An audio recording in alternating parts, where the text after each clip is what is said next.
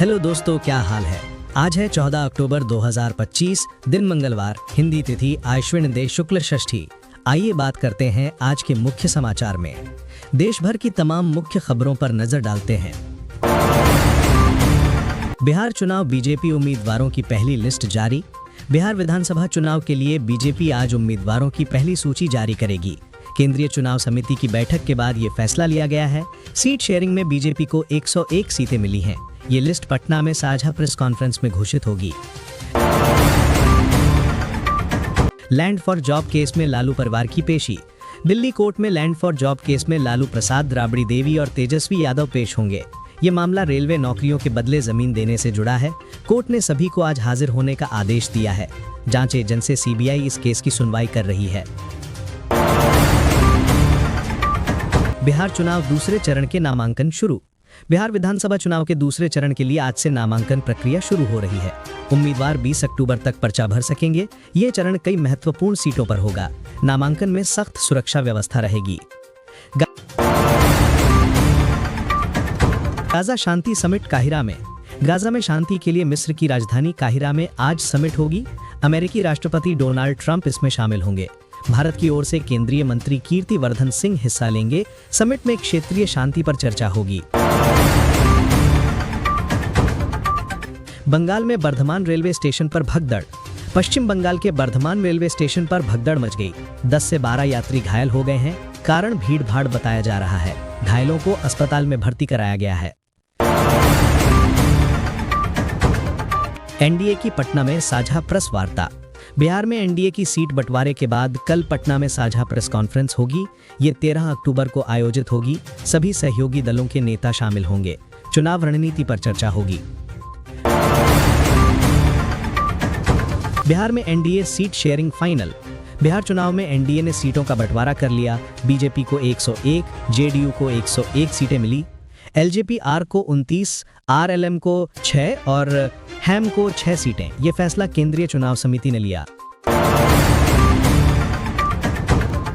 जीतन राम मांझी की पार्टी को 6 सीटें। बिहार चुनाव में जीतन राम मांझी की पार्टी को 6 सीटें आवंटित की गईं। ये एनडीए गठबंधन का हिस्सा है। मांझी ने इस पर संतोष जताया है। पार्टी उम्मीदवारों की लिस्ट जल्द जारी करेगी।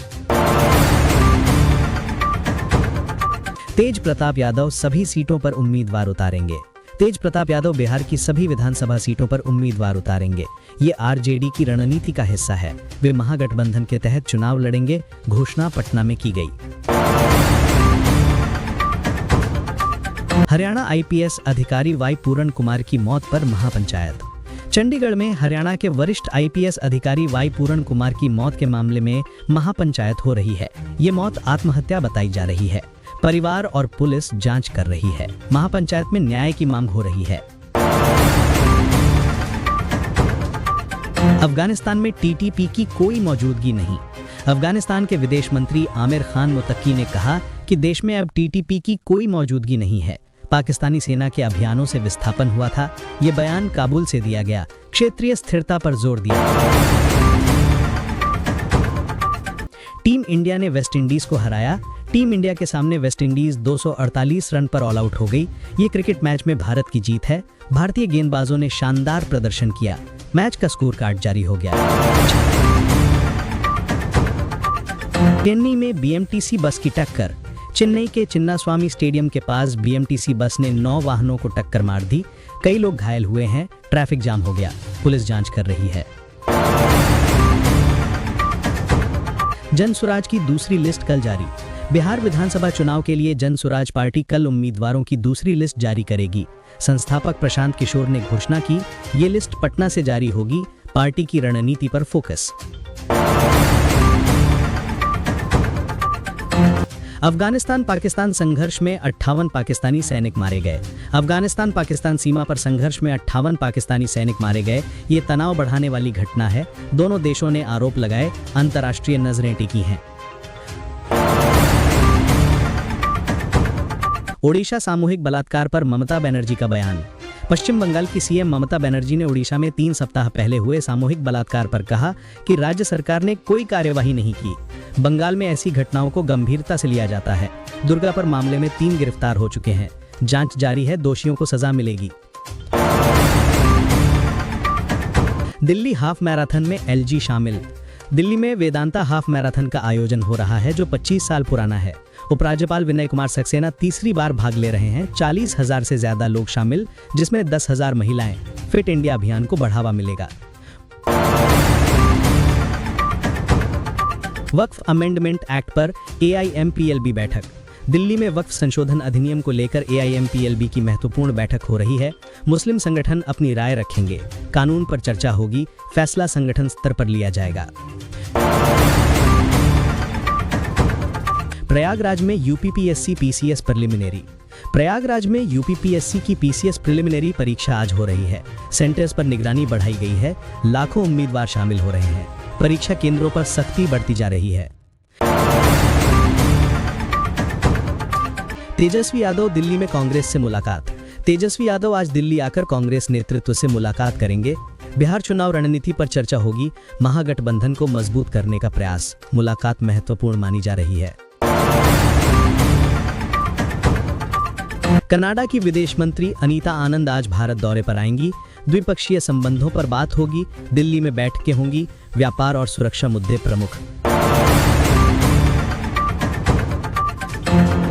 अभिनेता अक्षय कुमार फिल्म फेयर में शामिल।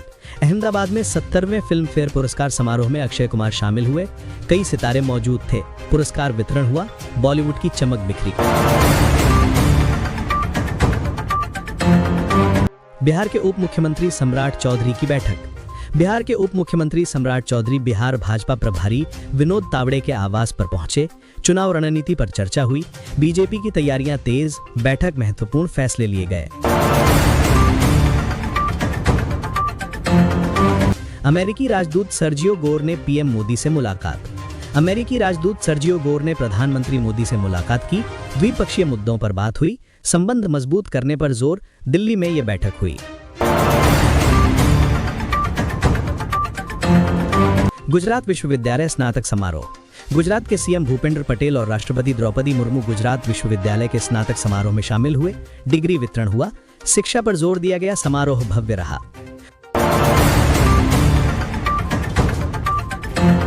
ओवैसी का अफगान विदेश मंत्री दौरे पर रिएक्शन। AIMP प्रमुख असदुद्दीन ओवैसी ने अफगान विदेश मंत्री मुतक्की के भारत दौरे पर कहा कि पूर्ण राजनयिक संबंध स्थापित हों। तालिबान के साथ चाबहार बंदरगाह शुरू हो। अफगानिस्तान में भारत की उपस्थिति जरूरी। विकास कार्यों पर फोकस। पीएम मोदी ने कृषि योजनाओं का शुभारंभ। प्रधानमंत्री मोदी ने कृषि क्षेत्र में 35,440 करोड़ रुपए की 2 बड़ी योजनाओं की शुरुआत की। इसमें 24,000 करोड़ की प्रधानमंत्री धन धान्य कृषि योजना शामिल। किसानों को लाभ मिलेगा। दिल्ली से घोषणा हुई।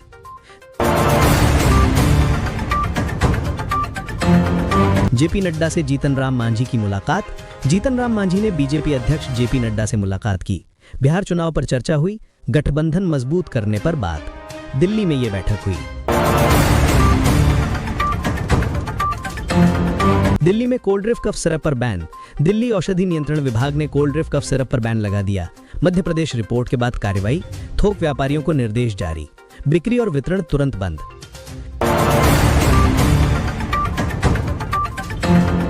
अभिनेता अमिताभ बच्चन का जन्मदिन। अभिनेता अमिताभ बच्चन ने अपने जन्मदिन पर प्रशंसकों का अभिवादन किया। सोशल मीडिया पर संदेश दिया। बॉलीवुड में खुशी का माहौल। प्रशंसकों ने बधाई दी। दोस्तों, ये थी 14 अक्टूबर 2025 की 30 बड़ी और ताज़ा खबरें। अगर आपको ये वीडियो पसंद आई हो तो लाइक और शेयर करें और हमारे चैनल को सब्सक्राइब करना ना भूलें। हमारे साथ जुड़े रहिए क्योंकि हम लाते रहेंगे सिर्फ सही और सटीक न्यूज़ हर दिन। नमस्कार।